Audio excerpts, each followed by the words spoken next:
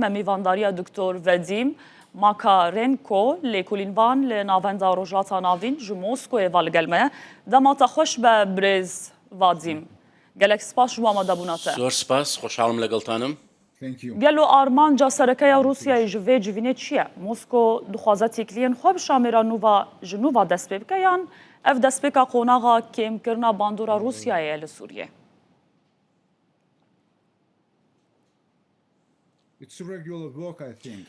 بەڕای من ئەمە سەردانێکی ئاساییە لەبەرەوە کە بارودۆخی ڕۆژهەڵاتی ناوەڕاست زۆر ئاڵۆزە و سەرۆکی رووسیا دەوێت لەگەڵ هەموو لایەنەکان لە پەیوەندیدا بێت و ئێمە بەردەوام دەبین لە پەیوەندیەکانمان لەگەڵ رووسیا لە مانگی 12دا وەزیری دەرەوە و وەزیری بەرگری سەردانی رووسیان کرد و ئێستاش بەڕێز شەرعمان لە مسکۆ هەیە و دەمانێت بزانین دڵنیا بین کە بارودۆخەکە لە کۆنتڕۆڵدایە. هێزن رووسیای پشتی 7 ساڵان ji balafirgeha Qamişloyê vekşiyane gelo ev biryara vekşînê fermaneke rasterasa Kremlînê ya wekî diyariyek ji bo Ehmed Şerع beriya civînê yan zextên Washington û hêzên herîmî ne.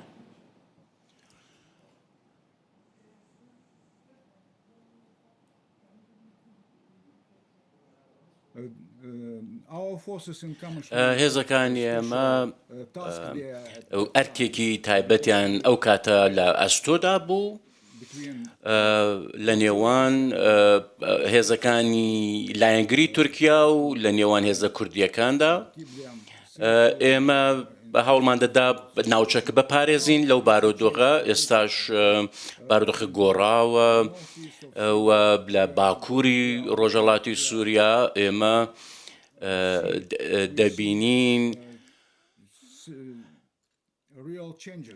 گۆڕانکاری جددی بەتەواتی ڕوویداوە و پێم وایە ئەم پێگەیانە ئیتر کاریگەریان نابێت و پێویست بە ڕاگررتنی ئەو هێزانە لەسەر عەرز نامێنێت و لە هەموو پێگەکانی سووریا لە هەموو پێگەکانماندا ئێمە گۆڕانکاری دەبینین و لە هەموو ناوچەکان ئێمە بەجێ نایەڵین لە سەرانسەری سووریادا. تێگوتن گۆ حکوومەتا نویا سووریە پەیمانە 49 ساڵیە بنگەها حمێمیە ڕاوەستاندیە و رێلبەر کەشتیên رووسی لە بەنداوا تەرتوسێ گرتیە بە تەمامی گەلۆ رووسیا wê bi hêsanî dest ji van her du pêgehên xwe yên herî stratejîk yên li ser deryaya Spîk berde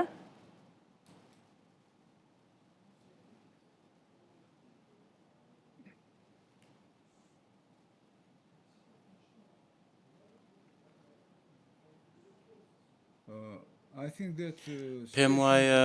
بارودۆخەکە گۆڕاوە و بارودۆخەکە رووسیا وا لێی دەڕوانێت و شێوازێک پراگماتیک و کردەی لێی دەڕوانێت و نەتەنیا بۆ سووریا بەڵکو بۆ هەموو ڕۆژهەڵاتی ناوەڕاست بارودۆخەکە زۆر ئاڵۆز بووە و ئێمە پێویستمان بەوەیە کە گۆڕانکاریەک لە پێگەکانمان لە وڵات و لە وڵاتانی دیکەشدا بکەین بەڵام پەیوەندەکانی ئێمە لەگەڵ سووریا ئێستا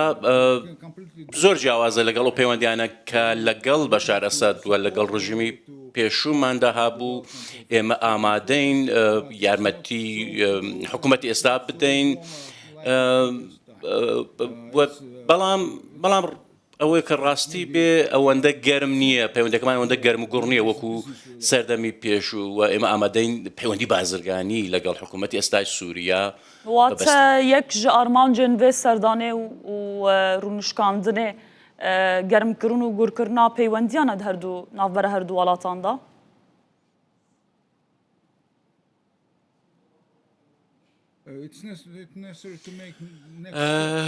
بەڕاستی بۆ داڕشتنی قۆناغی داهاتووی پەیوەندیەکانە و من هیوادارم کە قۆناغ بە قۆناغ و هەنگاو بە هەنگاو پەیوەندیەکانمان لەگەڵ سووریای نوێدا بڕێژینەوە. ئێمە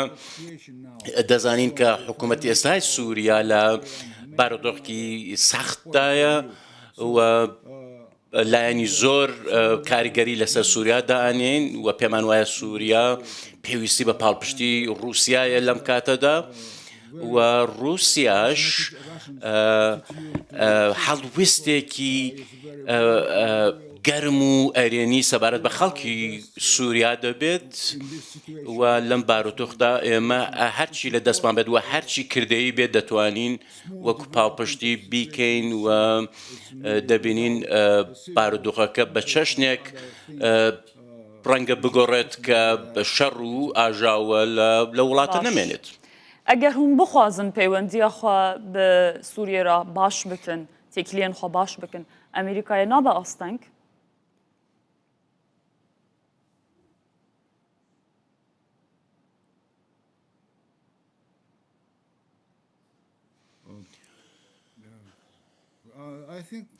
پێم وایە نا پەیوەندی لەگەڵ سووریا زۆر ئاساییە. هەر وڵاتێک بەپێی سیاسەتی خۆی و بەپێی سیاسەتی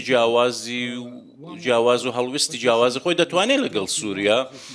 پەیوەندی هەبێت. تورکیا لەلایەکەوە پەیوەندێکی دیکەی هەیە لەگەڵی و بارودۆخەکە بۆ هەر وڵاتێک ڕەنگە سیاسەتێکی تایبەت و هەڵوێستێکی تایبەت بەرامبەری سووریا بگرێتە بەر. بەڵێ ژخوا ئەحمەد الشەرە سەرۆکێ سووریێ هەرکو دچە نێزیکی واشنتنێ و ئەمریکایە دەبە. ئەمریکا ناوبەینکاریە دناوەرە شام و هەسەدێدا دەکە. گەلۆ مۆسکۆ چاوا لەوێ گوهەرینا لەسەر عەردەی لەعانیە دەنێرە.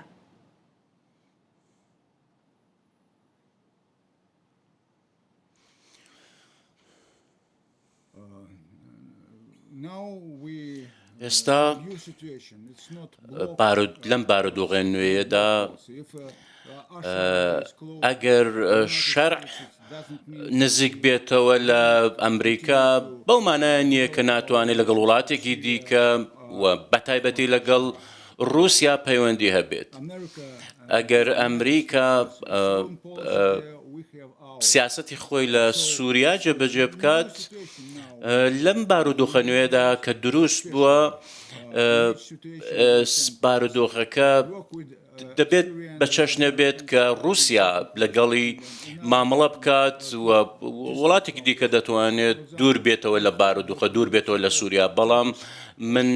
هیوادارم هێزە کوردیەکان لە سووریا بەشدارێکی کاران هەبێت لە پرۆسی سیاسی. مەبەستم لە پرۆسی سەربازی نییە، من هیوادارم لە پرۆسی سیاسی بەشدار بن. نازانم ئەمە سیاسەتی ویلایەتە یەکگرتووەکانی ئەمریکایانە، بەڵام ئێمە بەردەوام دەبین لە پاڵپشتکردنی خەڵکی سووریا و پاڵپشتی لە سووریایەکی هەمە ڕەنگ و هەمە چەشن و هەمە کولتور دەکەین و تا ئەو کاتەی کە پێمان دەکرێت پاڵپشتی لە سووریا دەکەین. من دەزانم بارودۆخەکە بەو چەشنە نییە سووریا وڵاتێک دموکراسی بێت، بارودۆخێکی ئاڵۆزە،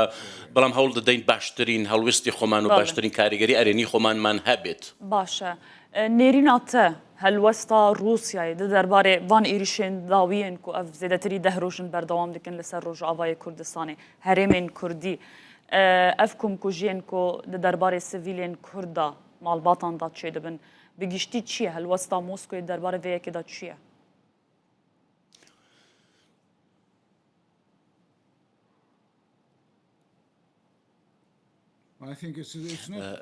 بەڕای من بارودۆخێکی نالەبارە و بارودۆخێکی ناخۆشە و هێمە پێمان باشە چارەسەرێک بۆ ئەم شەڕە بدۆزرێتەوە. و لە نێوان هێزەکاندا پرۆسەیەکی ئاشتی بەرقەرار بێت و دەبینین پێکدادان هەیە لە هەردوو لایەنەوە و پێمان باشە کە هێرش نەکەنە سەر یەکتی و ئێمە دەزانین بارودۆخەکە ئەستەمە و چەندین مانگە و چەندین ساڵە ئەم بارودۆخە بەردەوامە. ئێمە دەمانەوێت حکوومەتی سووریا سیاسەتێک تایبەت بگرێتە بەروە هەڵوێستێکی باشتر بگرێتە بەر و ڕوبەڕووی شەڕ نەبێتەوە بەرداوام نەدا بەو شەڕە و هێندە سیاسەتی جیاواز بگرێتە بەر. گەلو بدیتنا مۆسکۆیە یعنی ئەم بێژن وێ دە پێواژۆیە تەڤلیکردنا هەسەدەی بۆ ناو ئارتێشا سووریەدا ڕوولێکی بلیزە؟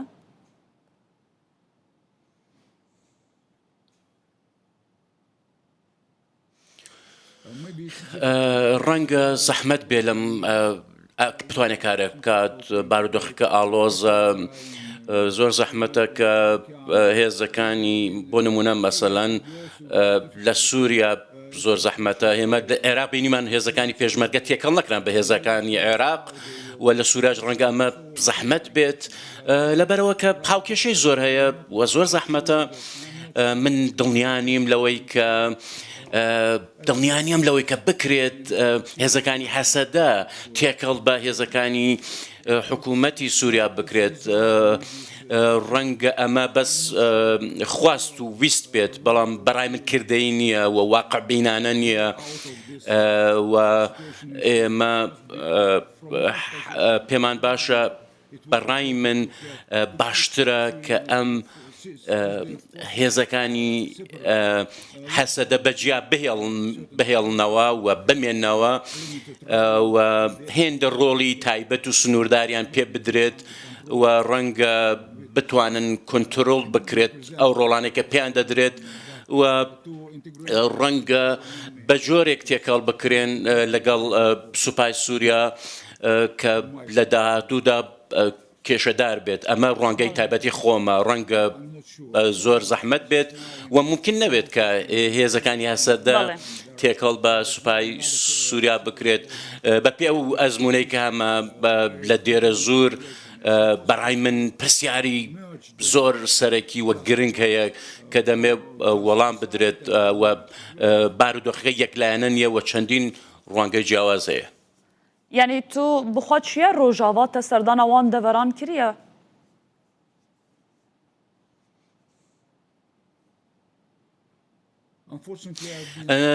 بەداخەوە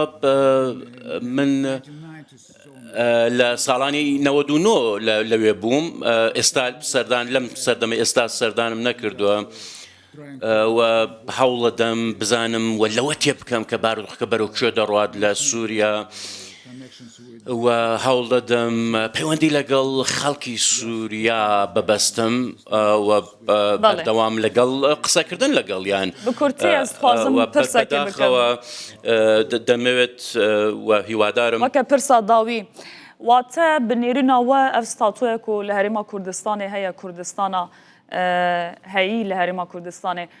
دەرباسدارێک و لە کوردستانە ڕۆژاوا jî pêk were pêkan e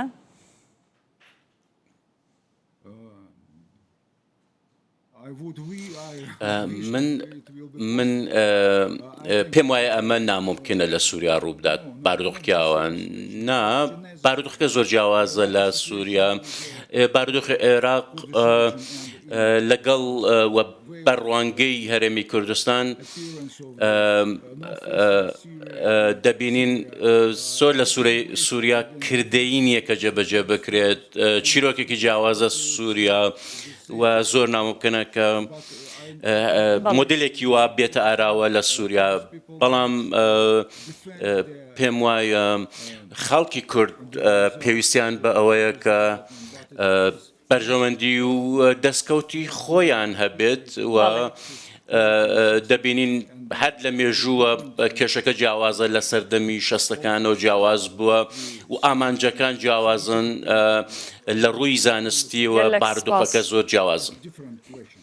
و پرسیاری جیاواز و چیرۆکی زۆر جیاوازەیە بەداخەوە لە سووریا زۆر ئەستەمە کە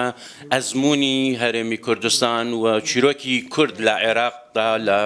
سووریا دووپات بکرێتەوە. بله گلک سپاس دکتۆر ڤەدیم ماکارێنکۆ لێکولینبان لە ناوەندا ڕۆژهەڵاتا ناوین ji Moskowê valgelme bû gelek spas. زۆر سپاس بۆ بانگێشتکردنتان زۆر سپاس.